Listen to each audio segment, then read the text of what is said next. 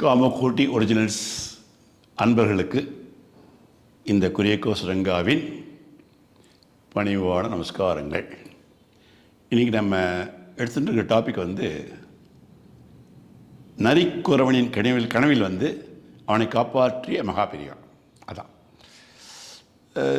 நரிக்குறவர் கூட்டத்தை சேர்ந்த ஒருத்தன் குடும்பத்தில் ரொம்ப கஷ்டப்பட்டு மனசு வெறுத்து தற்கொலை செஞ்சுக்கலாம் அப்படி முடிவு பண்ணி ரயில்வே ஸ்டேஷனில் ஒரு ஓரமாக படுத்துட்டு இருந்தான்.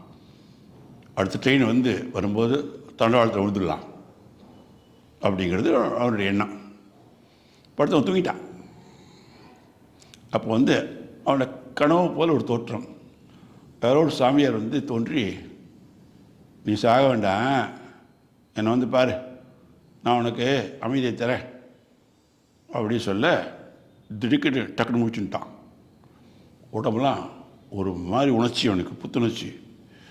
எந்த சாமியார் கனவுல வந்தாரோ அவர் தேடணும் அப்படின்னு தோணித்து அவனுக்கு.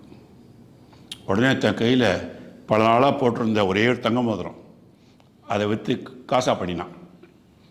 ஒரு ஊராக அலைஞ்சு திரிஞ்சு எத்தனையோ சாமியாரெலாம் பார்த்தான்.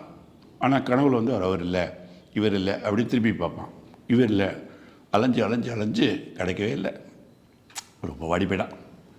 அந்த இடத்துல மகாபெரியா வேலூர் பக்கத்தில் ஒரு ஏகாம்பர குப்பம் அப்படிங்கிற ஊர், அங்கே கேம்ப்பு. அலைஞ்சு தெரிஞ்சு அந்த நரிக்கிற சாயந்தர வேளையில் அந்த பந்தலில் டக்குன்னு பார்த்தா பெரியவளை பார்த்துட்டான்.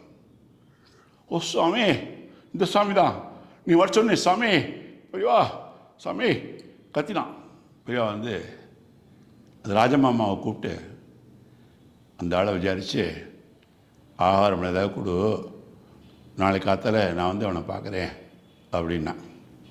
ராஜம்மா நரிக்கிறவன்ட்டு போயிட்டு, யாருப்பா, உன்னை சாப்பாடு தரேன், உன்னை காலையில் சாமி பார்த்து பேசுவாங்க அப்படி விவரத்தெல்லாம் கேட்டவுடனே கொஞ்சம் நாமஸ்தாயி, 2 பொண்டாட்டி குடும்பம் சண்டை, 3வது பொண்ணை கட்டிக்கினேன், அவனை விஷம் கலந்து சாப்பாட்டில் வச்சதை நான் பார்த்துட்டேன், மரம் ஒழிச்சு போய் செத்து போடுதேன்.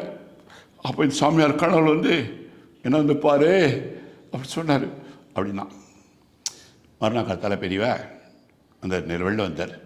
சாமி, உன்னை பார்த்தா என் தாயமாக இருக்குது சாமி, நான் குப்பையை கொட்டின்னு இங்கே எல்லாம் குப்பையெல்லாம் கொட்டிட்டு நான் உங்க கூட இருந்துட்டேன் சாமி அப்படி கதறினான். பெரியவா நீ ஒழுங்காக ஊருக்கு போ, இனிமேல் உன் வீட்டில் உன்னை மரியாதை நடத்துவாங்க, உனக்கு என்ன கஷ்டம் வந்தாலும் என்னை நினச்சிக்கோ, எல்லாம் சரியாக போகும் அப்படின்னு சொல்லி பழங்கள்லாம் கொடுத்து அனுப்பிச்சா. இருந்து வாழ்க்கெல்லாம் கொஞ்சம் பணம்லாம் வசூல் பண்ணி அவன்கிட்ட கொடுத்து அனுப்பி வச்சாராம். வாடும் செடிகளை கண்டபோதெல்லாம் வாடும் வள்ளலே எங்களை ரட்சிக்க வேண்டும். ஓம் ஸ்ரீ மகா பெரிவா திருவடிகளே சரணம். மகா பெரிவா சரணம்.